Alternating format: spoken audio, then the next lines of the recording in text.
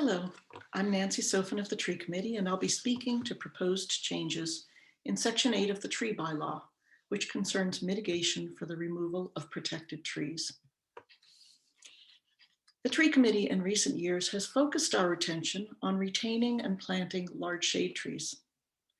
There are many important ecosystem services that trees provide. They absorb carbon dioxide and produce oxygen, filter pollutants, manage stormwater and erosion, reduce heat island effects, and more. These benefits increase not linearly with size, but as a function of tree volume. The effect is that benefits offered do not just increase, but accelerate as the tree gets larger.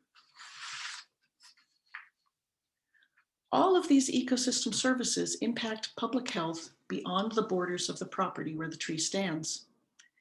In particular, the ability of trees to absorb carbon dioxide from the atmosphere and store it in their trunks, branches, and leaves is essential to preventing the worst consequences of climate change. With wood half carbon by weight, carbon sequestration rates accelerate with tree size. Removing a tree stops its annual carbon sequestration and may release the stored carbon back into the environment. I'd like to review what Section 8 of the Tree Bylaw does.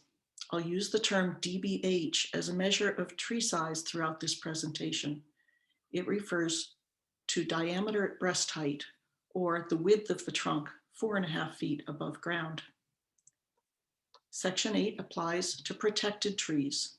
Those 6 inches dBH or larger in the setback, which is the 30 feet in the front of a lot and 15 feet at the sides and back, during major construction, defined as demolition or the increase of footprint of 50% or more.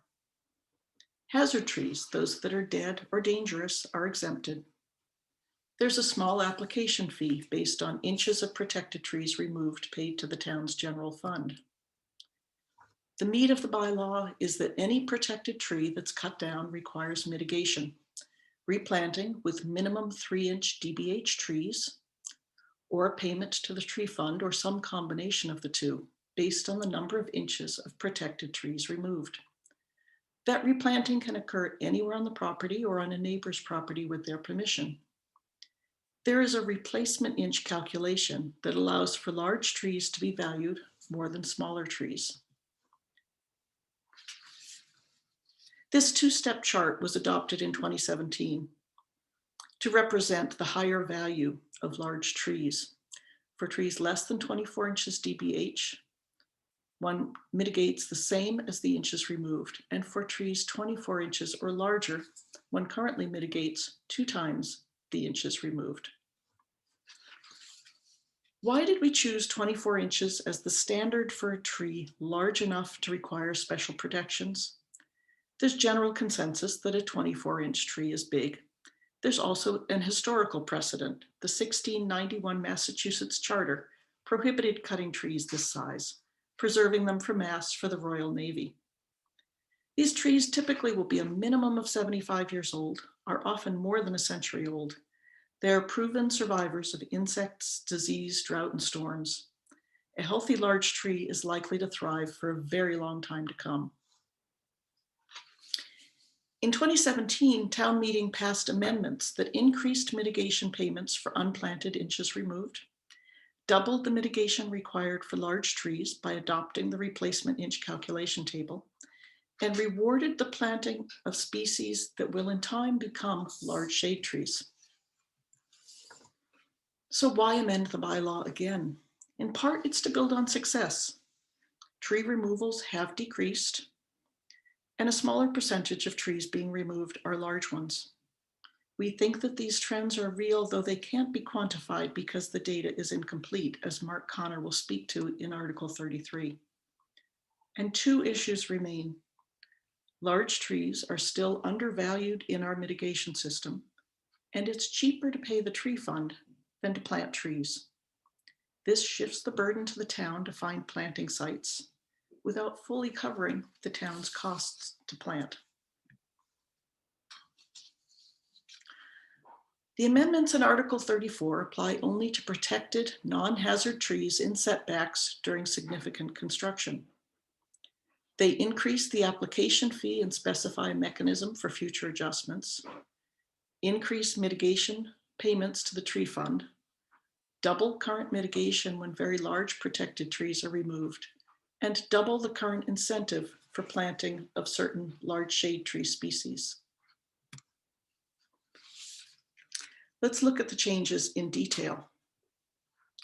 The bylaw states that the application fee shall be at least $5 per DBH inch of removed protected trees and was last changed to $10 by the Select Board in 2008. It's time to increase this to say at least $20 per DBH inch and to provide a mechanism for evaluating and adjusting as needed, as is true for other town fees. We would double the payment to the tree fund for replacement inches of removed trees not mitigated by replanting. There are two benefits to this change. It costs about $500 to $1,000 to purchase and plant a 3-inch tree, depending on what else is happening on site. A mitigation contribution of $200 per inch is just enough to make the cost of planting comparable to paying into the tree fund. And payments to the tree fund will actually cover the cost of planting that the town does.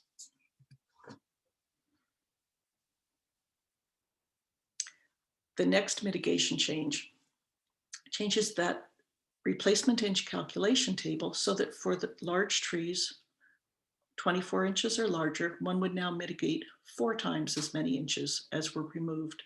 There's no change for small and medium-sized trees. So does changing the mitigation to 4 times work to actually value these large trees adequately? It is a far better approximation of relative value for large trees, bringing mitigation at least to the right order of magnitude compared to smaller trees. And the final change we would make is to reward the replanting of large shade tree species. The wording in this section of the bylaw is counterintuitive, using fractions rather than multipliers. But what it says is that if one replants with a large shade tree species, one will now get mitigation credit for 4 times that of planting a small ornamental tree. So if you plant a 3-inch oak, one would get credit for planting 12 inches of tree. This is the list of large shade trees that are automatically allowed. The tree warden can approve other species. This serves a few purposes. The trees planted will in time become valuable canopy trees. It also helps to ensure that if a large tree is removed, it's more likely to be replaced by a similar species. And finally, it provides another incentive for builders to plant rather than pay into the tree fund. If you compare the cost of planting a large shade tree species to paying the $200 per inch mitigation fee, the advantage shifts squarely to planting. Our goal is to have trees in the ground on private land to the extent possible. All trees, and large shade trees in particular, are tools that we already have in our fight against the public health emergency the town meeting declared climate change to be. They have countless other benefits, from the purely aesthetic to increasing property values. I urge you to support these bylaw changes and will be happy to answer your questions.